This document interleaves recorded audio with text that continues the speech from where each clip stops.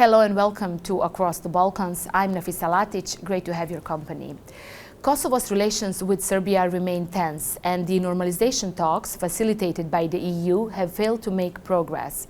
Just recently, Pristina announced plans to open the bridge on the Ibar River, which divides Mitrovica, a city at the border with Serbia, into a Serb-dominated north and an ethnic Albanian south. I've sat down with Deputy Prime Minister and Foreign Minister of Kosovo, Donika Gërvalla-Schwarz, and I've asked her about the situation in her country. Minister Donika Gërvalla-Schwarz, welcome to Across the Balkans. Good morning. Let me start by asking you about the current security situation in your country. I'm referring at the moment at the dispute about Ibar Bridge, the protests that we have seen and the comments coming from both sides. Yes, the security situation is from time to time tensioned, but as you know, in Kosovo, in Turkey, in Slovenia, bridges are there to connect not only parts of a city, but to connect people as well. So there is nothing bad and provocative in opening a bridge. It is time to open the bridge, and we will do that in a way that the citizens of both sides of the city will be very happy in witnessing finally the opening of a bridge, and because the closure of that bridge is one of the last symbols of Milosevic in our country. But the US and the EU both have asked Pristina's officials to wait, that it's still not time for that. So I want to ask you, then why opening this bridge now? What is the significance for Pristina to open it now, having in mind all these warnings from international partners? We are not opening now. We are preparing for opening at a moment when it is convenient for the city, for the citizens, and for our country. So while we are preparing, we are doing all the technical stuff that is needed, because this bridge has not been used for a long time for vehicles.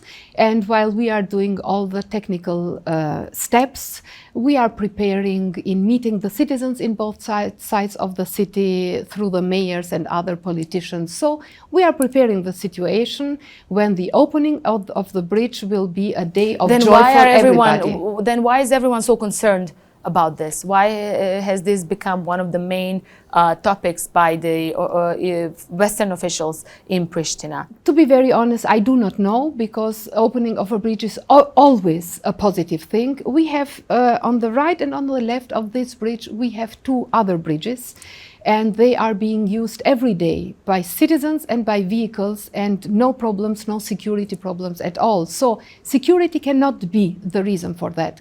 What maybe is the reason for that is that Belgrade is looking continuously to find some pretext and to create more tensions and more conflict in our country.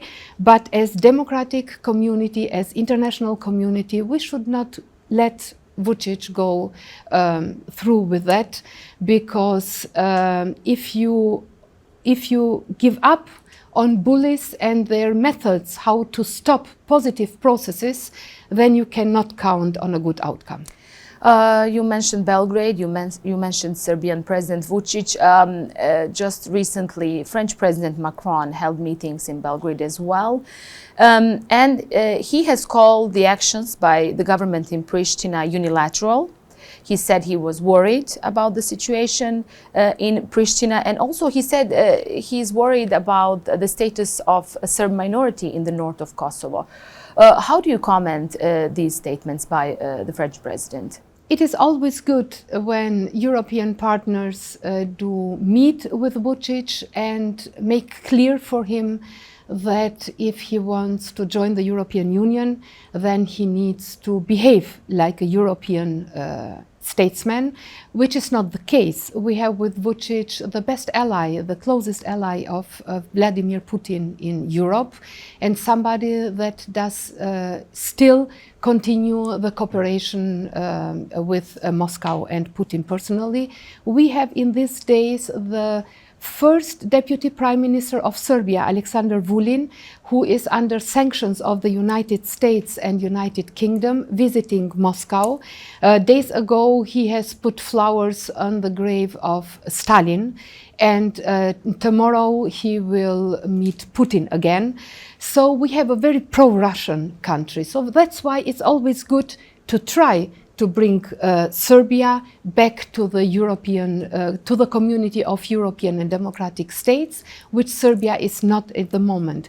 In regard of the concerns of President Macron about the Serbian minority in Kosovo, I can only invite him and all the others who may have certain concerns to visit Kosovo, and we will create the chance to see from person to person that this is part of a huge propaganda being used from Russia and Serbia against the allies of the West and against those who stand with Ukraine in this war.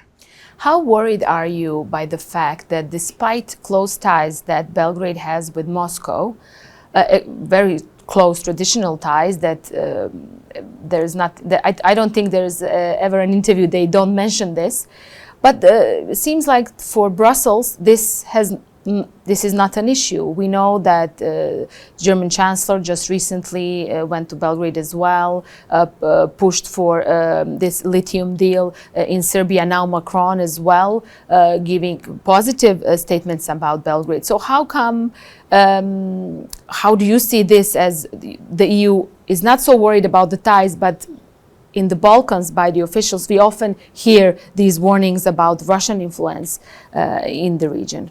I believe that the member states of the European Union are very worried about the ties that Serbia has to Russia.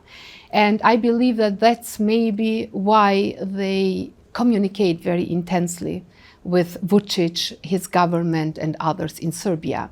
I want to believe that this is part of the strategy how to change this approach of Serbia and to make Serbia clear that with the European Union your chances are much better and much higher, because we do not need to forget that Serbia, as the closest ally of Russia, is a real threat for our region. Not only for Kosovo, they are a real threat for Bosnia-Herzegovina, for Montenegro, and for North Macedonia as well. So that is, I want to believe that that is the approach towards Serbia. The other problem is Brussels as EU center. In Brussels, there have been made a lot of mistakes, not only in the dialogue between Serbia and Kosovo, which has been a dialogue without a strategy, without a plan, and now we see without an outcome. We have an agreement from February last year where we have agreed with Serbia under facilitation of the European Union, how to move in the process of normalization, which would end with a de facto recognition of Kosovo from Serbia. But nothing moved. And the mistakes that have been made are based on a wrong analysis how to deal with autocrats in our region. Appeasement has shown in Ukraine and Russia that it is the wrong way how to make autocrats change their approach. And it is wrong to try to appease Vučić, because every day he makes clear that he will not give up on his hegemonistic ambitions, not only towards Kosovo, but all the neighbors of Serbia. We started with security situation. I want to bring that back. So having all this in mind, are you worried about what can come next if the war in Ukraine continues and the tensions in the north? Are you worried that this could further escalate as it did with Banjska attack, for example? We had last year, now 1 year ago, last September, an act of open aggression against our country, led by Serbia, prepared, financed and organized from Serbia. The now Prime Minister of Serbia has then been the Minister of Defense, and he is one of the main persons organizing that attack against Kosovo. We should not forget that. And the signals that Vučić is getting from the European Union and from some of the heads of states in the member states of the European Union will make Vučić believe that he can continue with aggression, and he can continue with his violence against Kosovo and his attacks. It was last September not the first time that he threatened us with war, using Russian MiG-29 airplanes to threaten Kosovo's territory. And I'm afraid that this will continue. That is why it is so important that there is unity inside the European Union, together with partners in UK and in United States, to make clear that aggression and hegemonistic ambitions against neighboring countries will not be tolerated. I do not see the European Union being at this point, but learning from Ukraine means as well learning that history repeats itself when you do not send the right messages. And what about the fact that Belgrade just purchased 12 French fighter jets as well, and they keep arming themselves as of recently? Not just them, it's happening throughout the region, Croatia as well. Turkey also plans about Bayraktar drones.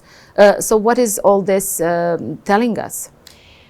I do not really understand why it is a need to weaponize Serbia, which is getting weapons from Russia and Belarus as well, from China, from Iran. So it may be very dangerous, not only for our region, but for Europe as a whole. We should not forget the 90s. And when I see some of the steps, I'm really reminded on the 90s when we tried to explain to European capitals how dangerous Milosevic, and Vučić is just one of the ministers, the former minister of propaganda of Slobodan Milosevic, the butcher of the Balkans. And this can be a very dangerous strategy to give even more modern weapons to Serbia. But as foreign minister of a country who values high the partnership not only with France, but with all the members of the European Union, it's not on me to comment this step, but just to continue to explain that Serbia has been dangerous, Serbia has remained dangerous, and without really different approach of our partners, Serbia will remain dangerous for the whole region and for Europe. I've mentioned cooperation with Ankara on defense. We know NATO chief commander is the Turkish commander at the moment. Ties between Pristina and Ankara have always been traditionally great. Turkey among the countries recognizing Kosovo at the beginning. How can this cooperation be further developed, and how do you see Ankara, what type of partner it is in all these challenges that you're facing? Ankara is a very good partner of Kosovo. Traditionally, since the independence of Kosovo, the presence of Ankara has been visible in Kosovo. But as a NATO partner, Ankara has shown a strong will not to misunderstand the messages that we are getting from Belgrade. That's why we are very happy and very thankful about the role that Turkey is playing in NATO in explaining, together with other partners, among them Slovenia, Croatia, those who understand best our region, Bulgaria as well.